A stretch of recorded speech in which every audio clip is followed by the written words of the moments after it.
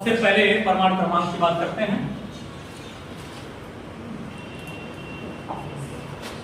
परमाणु क्रमांक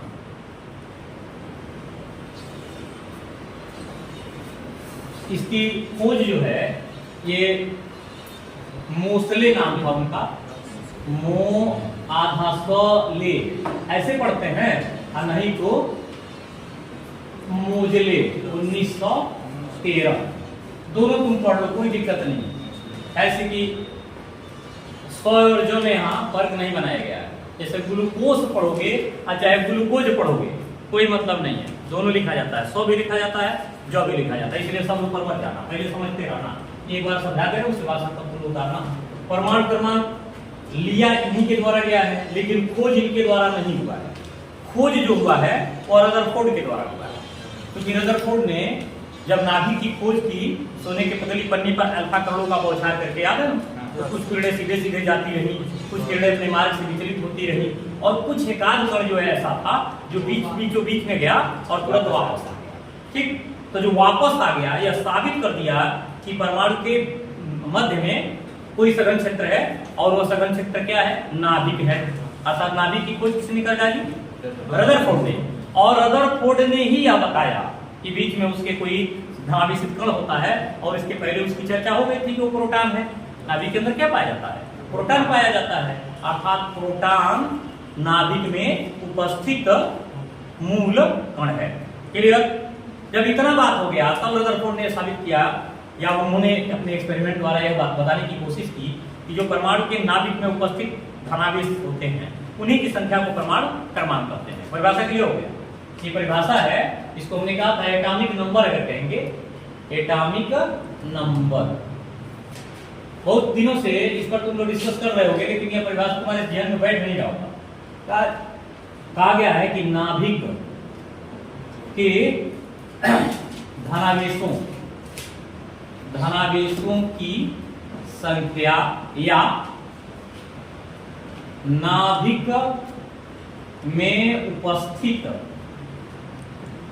प्रोटॉनों की संख्या, ये दोनों में से किसी को कह सकते हो, दोनों एक ही चीज है, को परमाणु क्रमांक कहते हैं। इसका संकेत क्या है? जेड संकेत से इसको इंडिकेट करते हैं। इसका शाब्दिक अर्थ भी बताए थे ना कि गणित में जो जेहलिन वैज्ञानिक थे, गणितज्ञ थे, उन्होंने कंसेक्यूटिव नंबर के बारे में यानी क्रमांक संख्याओं के बारे में बताया था, और यहाँ पे जेफ ने इसके बारे में बताया।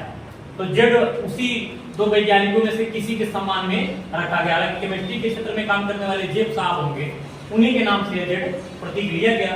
और इसको अगर जेड कहते हैं तो इसका सूत्र क्या बनेगा? परमाणु क्रमांक कोटेशन में परमाणु क्रमांक बराबर प्रोटॉनों की संख्या। क्लियर हो गया ना? प्रोटॉनों की संख्या अर्थात Z इक्वल टू P। अभी बताओ, किसी परमाणु के नाभिक में जितने प्रोटॉन होते हैं, परमाणु के नाभिक के बाहर उतना ही इलेक्ट्रॉन होते हैं, क्योंकि परमाणु क्या होता है? उदासीन होता है। इतना तो जानते ही होंगे कि परमाणु के नाभिक में प्रोटॉनों की संख्या परमाणु के नाभिक के बाहर के इलेक्ट्रॉनों की संख्या समान होती है, इसलिए परमाणु उदासीन होता है। तो उदासीन परमाणु में यहां हो जाएगा प्रोटॉनों की संख्या, प्रोटॉनों की संख्या बराबर क्या होगा? इलेक्ट्रॉनों की संख्या। इलेक्ट्रॉनों की संख्या जो कि परमाणु की स्थिति में मैं बता रहा हूं, तो यानी P इक्वल टू यदि E हो जाए तो या फिर या करके Z इक्वल टू E नहीं कर सकते हैं क्या? या फिर एक बार और कर देते हैं कि Z equal to P equal to E। ये हम लोगों का परिभाषा एक और तरीके से सामने ला दिया कि परमाणु, किसी परमाणु की उदासीन अवस्था में नाभिक के बाहर के कुल इलेक्ट्रॉनों की संख्या को भी परमाणु क्रमांक कहते हैं। कई परिभाषा बन गया। पहला परिभाषा बन गया नाभिक में उपस्थित धनावेशों की संख्या को परमाणु क्रमांक कहते हैं। नाभिक के अंदर उपस्थित प्रोटॉनों की संख्या को परमाणु क्रमांक कहते हैं। अब कह रहे हैं कि उदासीन अवस्था में परमाणु के नाभिक के बाहर उपस्थित इलेक्ट्रॉनों की संख्या को भी परमाणु क्रमांक कहते हैं। क्लियर हो गया? परमाणु क्रमांकों का ही विन्यास किया जाता है। जो इलेक्ट्रॉनों का विन्यास होता है ना, वो वास्तव में परमाणु क्रमांकों का विन्यास होता है। जैसे उदाहरण के तौर पर तत्व के नाम प्रतीक परमाणु क्रमांक। क्लियर हो गया? यहां तक की बात करूंगा। तत्व में सबसे पहला तत्व याद है ना, हाइड्रोजन होता है, तो लिख दे रहा हूं हाइड्रोजन हो गया। हाइड्रोजन का प्रतीक H हो गया। परमाणु क्रमांक कितना?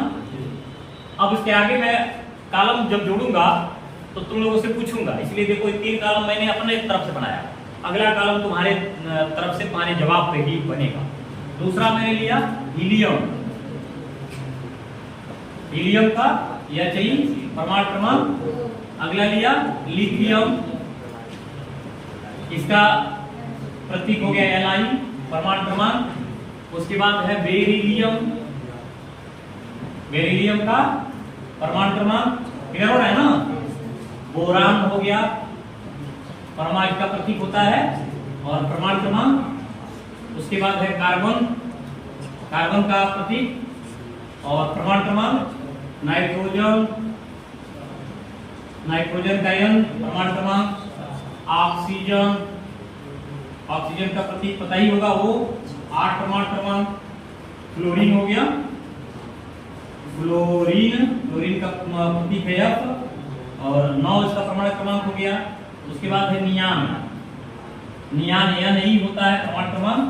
उसके बाद है सोडियम, ध्यान रखिएगा सोडियम सोडियम नहीं है, यह Na से इंडिकेट किया गया है, इसका मतलब है कि इसका कुछ और नाम होगा। सोडियम का चूंकि SODIUM से यस या यस ही होना चाहिए, लेकिन उसका लैटिन नाम से इसका ये संकेत लिया गया है और जिसका नाम है नेट्रियम। तो नेट्रियम को NaTrium Na, वहीं से उसका प्रतीक उठाया गया है। तो हम लोगों का ये सोडियम जो प्रतीक मिला वो है नेट्रियम, अर्थात इसके लैटिन भाषा से लिए गए नाम के आधार पर है। क्लियर हो गया ना? अब हमको ये बता दो कि तो हम 3 कहे ना कि तुम लोगों को मैंने बताया। अब इसमें 2 कॉलम और बढ़ा रहा हूं। ये कॉलम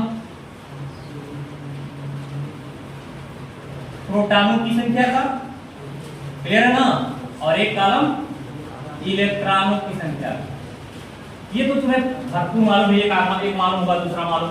जब बताए हैं कि परमाणु क्रमांक प्रोटॉनों की संख्या होती है, इसका मतलब इसका प्रोटॉन कितना होगा, इलेक्ट्रॉन कितना होगा, यानी ये 2 होता जाएगा ना। कोई डाउट किसी को?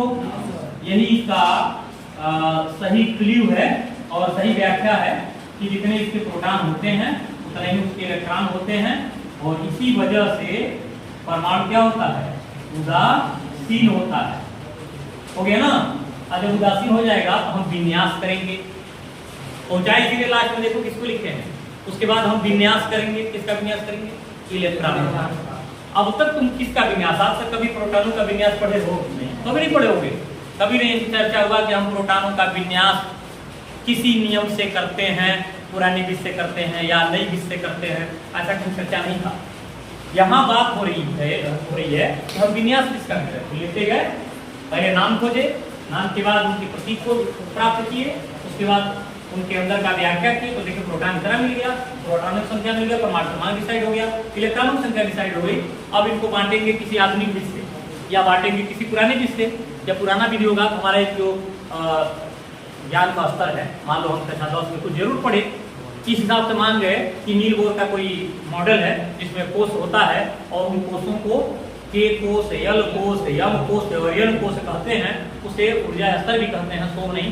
और उसके बाद वो जो संख्या है उसका 2l² है, उसका इंडिकेट हो जाता है, और उस 2l² के हिसाब से के कोष में 2 इलेक्ट्रॉन, यल कोष में 8 इलेक्ट्रॉन, यम कोष में 18 इलेक्ट्रॉन और यन कोष में 32 इलेक्ट्रॉन जो डिसाइड होते हैं वह परमाणु क्रमांक का कौन सा विधि होगा, पुराना विधि। अच्छा, ये को हम क्रम ले रहे हैं। मान लीजिए हम 8 इलेक्ट्रॉन ले लिए, तो 8 इलेक्ट्रॉन को बांटेंगे तो के कोष में कोई इलेक्ट्रॉन भरेगा, के कोष में 8 इलेक्ट्रॉन हम लिए टोटल, के कोष में कोई इलेक्ट्रॉन भरेगा, 2 भरेगा। जगह दुइये का है तो क्या वो 18 थोड़े भरेगा भाई, जितना उसमें जगह उतना भरेगा। अच्छा, अब 2 भर दिए, इसके बाद यल कोष में हम कितना भरेंगे, अरे 8 है ना तो 6 क्यों भरेंगे, जितना बचेगा, अच्छा जितना बचेगा वही भरेंगे, सही बात है। 8 है तो 2 तो कहीं और दे दिए, अब बाकी जो बचेगा उसमें जगह 8 का है तो हम 100 तो भर ही देंगे, यानी कम से कम और अब ज्यादा से ज्यादा 1 से लेके 8 का रेंज है तो 1 से 8 भर सकते हैं। अच्छा, हमको मिल गया सोडियम। अब सोडियम में हमको परमाणु क्रमांक के आधार पर ये पता चला कि इलेक्ट्रॉनों की संख्या तो 11 होती है। अब उसे हम पुरानी में से चाहते हैं कि तोड़ दें, तो उसके यम कोष में कितना इलेक्ट्रॉन होगा? यम कोष में कितने इलेक्ट्रॉन होंगे? 1 इलेक्ट्रॉन बचेगा। के कोष में 2 इलेक्ट्रॉन भर गया, बाकी बचना है 8 इलेक्ट्रॉन वाला जगह, 8 वहां भर गया, तब 2 और 8 मिला के 10 हो गया। अभी तो एक बचा है, वो 18 वाले में चला गया। कहेंगे इतना बड़ा जगह में अकेले है तो क्या करोगे? मरता क्या न करता, इतना जहाँ जगह है जिसका होगा वहीं न जाएगा। वो 18 वाले का पहला इलेक्ट्रॉन है, वो जाएगा ही जाएगा। ज्यादा इलेक्ट्रॉन रहेंगे तो और उसमें जगह पाएंगे, नहीं रहेंगे तो नहीं पाएंगे। ये बात उसमें थी। क्लियर हो गया? इसको एक बार थोड़ा समझा दो और आगे हम संभारिक और समस्थानिक सब समझाते रहें।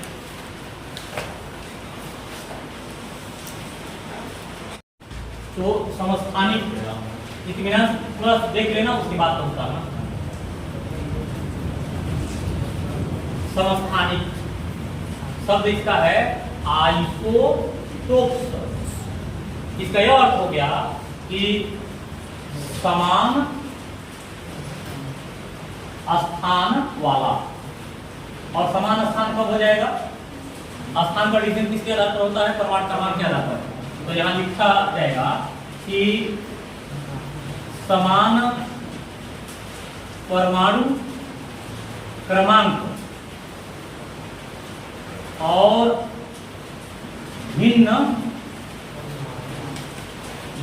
द्रव्यमान संख्या वाले तत्वों को समस्थानिक कहते हैं। है कौन इसमें? तो इसके लिए ग्राफ है।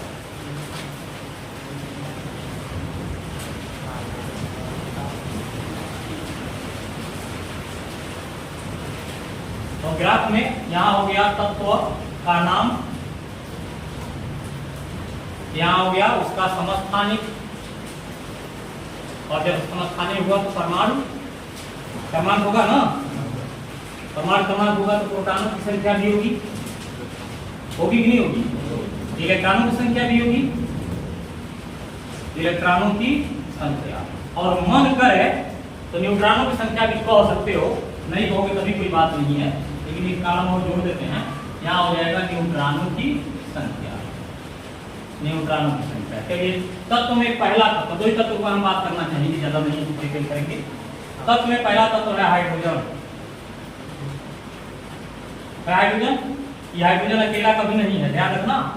हाइड्रोजन के 3 सदस्य हैं एक साथ, उसमें 3 सदस्य हैं, अकेले नहीं हो।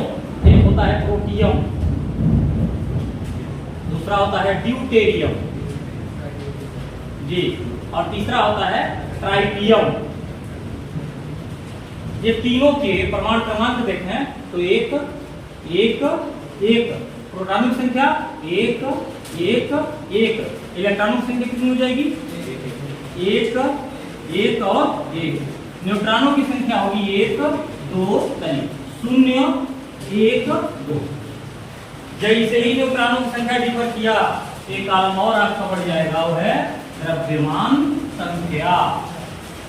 द्रव्यमान संख्या यहाँ होगा, जोड़िए न्यूट्रॉन और प्रोटॉन जोड़ करके लिखेंगे तो यहाँ होगा, इसको एक और एक जोड़ के लिखेंगे तो इसका एक जोड़ के लिखेंगे तो यानी द्रव्यमान संख्या 1 2 3 हो गया। और इस तरह से अगर डिफरेंस है तो अकेले हाइड्रोजन को, ये हाइड्रोजन नहीं है, या हाइड्रोजन के अंदर कुछ और छुपा हुआ है। अब छुपा हुआ क्या होगा? प्रोटियम हो गया, ड्यूटेरियम हो गया, ट्राइटियम हो गया। 3 तत्व हो गए ना, तो तीनों तत्व अलग अलग हैं, तीनों के अलग अलग गुण हैं। जो प्रोटियम है वो साधारण हाइड्रोजन है, ड्यूटेरियम भारी हाइड्रोजन है। अगर इसका पानी बनेगा तो हाइड्रोजन का H2O बनेगा प्रोटियम से, H2O जिसे तुम पी सकते हो, लेकिन वही D2O बन जाए तो पियोगे तो मर जाओगे। अगर D2O बना है तो कैसे बना हो, ध्यान देना। 6000 लीटर साधारण पानी का आसवन करते हैं तो 1 लीटर D2O बनता है। 6000 लीटर पानी बनाने 1 लीटर, तो पी पाओगे? पचेगा? नहीं पचेगा। कहेंगे तो इस्तेमाल क्यों करते हैं, क्या करते हैं? एटम बम बनाना जब